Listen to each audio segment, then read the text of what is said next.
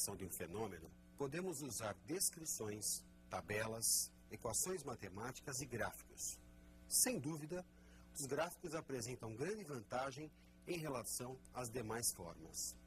É mais fácil visualizar crescimentos, decréscimos, através de gráficos, do que em leis matemáticas ou em tabelas. No estudo das desigualdades, que iniciaremos hoje, é fundamental o uso de gráficos. Vejamos os tópicos da aula. Para as funções de primeiro e segundo graus, veremos estudo de sinais, sistemas de inequações, inequações produto e quociente. Para que valores de x uma função é menor do que zero? Para que valores de x uma função é maior do que zero? Resolver esse problema significa estudar os sinais da função. Observe na tela. X igual a menos b sobre a é a raiz da função f de x igual a ax mais b, isto é, o valor de x que anula a função.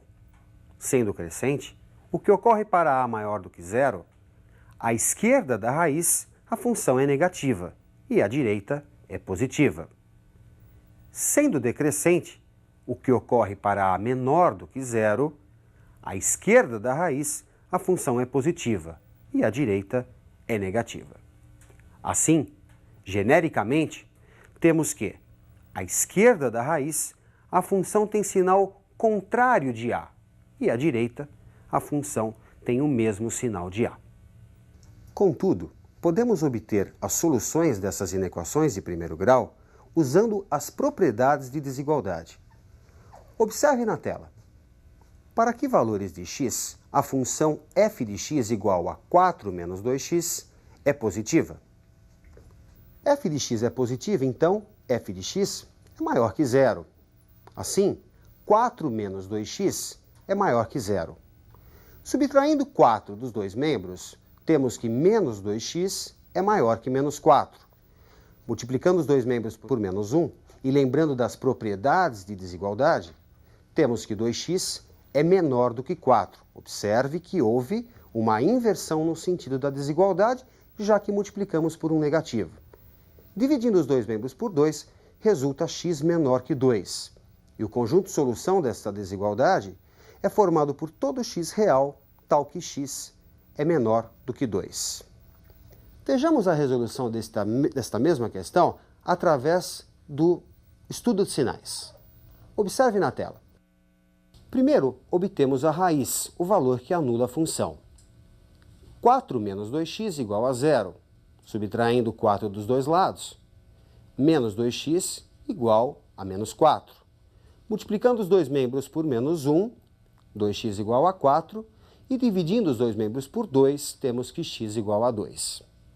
A igual a menos 2, menor que zero. Portanto, à esquerda da raiz, a função é positiva. À direita da raiz, a função é negativa, já que temos uma função decrescente. O conjunto solução, neste caso, é formado por todo x real, tal que x é menor do que 2, que é exatamente o trecho onde a função é positiva. Para que valores de x uma função de segundo grau é menor do que zero? Para que valores de x ela é maior do que zero? Resolver essas questões significa estudar o sinal da função para cada x pertencente ao seu domínio. Observe a figura. Nos casos de delta maior do que zero, a parábola cruza o eixo x em dois pontos. O sinal da função é contrário ao de a entre as raízes e é o mesmo de a fora do intervalo das raízes. Para o caso de delta igual a zero, a parábola intercepta o eixo x em apenas um ponto. A função tem o mesmo sinal de a antes e depois da raiz. Para o caso de delta negativo, a função tem o mesmo sinal de a para qualquer x. Vejamos alguns exercícios de aplicação desses conceitos. Resolver o sistema x² menos 6x mais 5 menor ou igual a zero, 2x menos 4 maior que zero. X² menos 6x mais 5 deve ser menor ou igual a zero. Observe na tela. Primeiro, vamos determinar as suas raízes. Para isso, o cálculo do discriminante, b² menos 4ac. Substituindo os valores de a, b e c, menos 6 ao quadrado, menos 4 vezes 1 vezes 5. 36 menos 20, que resulta 16. Por ser maior que zero, mostra a existência de raízes distintas. Pela fórmula de Bhaskara, temos que x é igual a menos b mais ou menos raiz de delta sobre 2a, e substituindo os valores, menos 6, mais ou menos raiz de 16 sobre 2 vezes 1, o que resulta 6 mais ou menos 4 sobre 2. Temos duas raízes, 6 menos 4 sobre 2, 2 sobre 2, 1, e 6 mais 4 sobre 2, 10 sobre 2, 5. Representando as raízes numa reta real, e como a igual a 1 maior que zero, a parábola que representa essa função de segundo grau tem concavidade para cima e, portanto, entre as raízes, a função é negativa. Fora das raízes, positiva. x² menos 6x mais 5 deve ser menor ou igual a zero. Onde isso ocorre? Entre as raízes, onde a função é negativa, inclusive o 1, inclusive o 5. Portanto, a primeira inequação tem como conjunto solução o conjunto formado por todo x real, tal que x está entre 1 e 5, inclusive o 1, inclusive o 5. Vamos analisar agora a outra desigualdade, que é uma desigualdade do primeiro grau. 2x menos 4 maior do que zero. Somando 4 aos dois membros, temos que 2x é maior do que 4. Dividindo os dois membros por 2, resulta x maior do que 2. E o conjunto de solução para esta inequação de primeiro grau é formado por todo x real, tal que x é maior do que 2. Bem, o exercício pede que você faça a intersecção, resolva o sistema, formado por esses dois conjuntos, que agora estão representados pelos conjuntos S1 e S2. Representando graficamente esses conjuntos, S1 e S2, na terceira reta, faremos a intersecção. Vamos ver o que existe em comum entre esses dois conjuntos de solução. Como você pode perceber, o que há em comum são os valores entre 2 e 5, inclusive o 5, exclusive o 2. E o conjunto de solução, portanto, é formado por todo x real, tal que x está entre 2, exclusive, e 5, inclusive. Vejamos mais uma questão de aplicação, conhecida como inequação quociente. Observe na tela. Resolver em R, x² menos 6x mais 5 sobre x menos 3, que deve ser menor ou igual a zero. Chamando de f de x, a função x² menos 6x mais 5, temos do exercício anterior que as suas raízes são iguais a 1 e 5, entre as raízes a função é negativa e fora das raízes a função é positiva.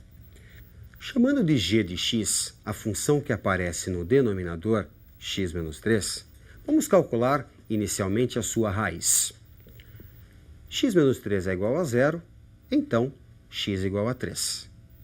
Representando no eixo real esse valor, e como temos uma função de primeiro grau, com coeficiente 1 acompanhando x, trata-se de uma função de primeiro grau crescente.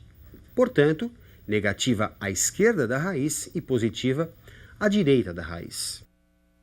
O que nos interessa é determinar onde o quociente das duas funções estudadas é menor ou igual a zero, onde esse quociente é negativo ou nulo. Para isso, é construído um diagrama conhecido como diagrama quociente. Vamos representar num primeiro espaço os sinais da função f de x, que é negativa entre 1 e 5 e positiva fora desse intervalo. Já a função g de x, como vimos anteriormente, é negativa à esquerda do 3 e positiva à direita do 3. Bem, Pela regra de sinais, podemos concluir os sinais da função quociente, f de x sobre g de x. À esquerda do 1, o que nós temos? Mais com menos, menos. Entre 1 e 3, menos com menos, dá mais. Entre 3 e 5, menos com mais, obtém-se menos. E à direita do 5, mais com mais, obtemos o mais.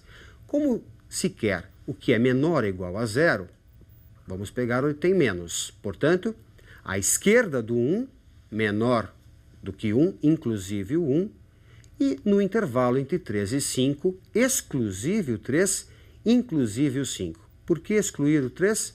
Porque nós temos um quociente e você sabe, não se divide por zero, portanto, condição de existência, o x não pode ser 3. Assim, o conjunto de solução é formado por todo x real, tal que x é menor ou igual a 1 ou entre 3 e 5, inclusive o 5. Como a regra de sinais para o produto é a mesma que para o quociente, exercícios envolvendo produto de funções resolve-se de maneira semelhante à que fizemos para o quociente. Bons estudos e até a próxima!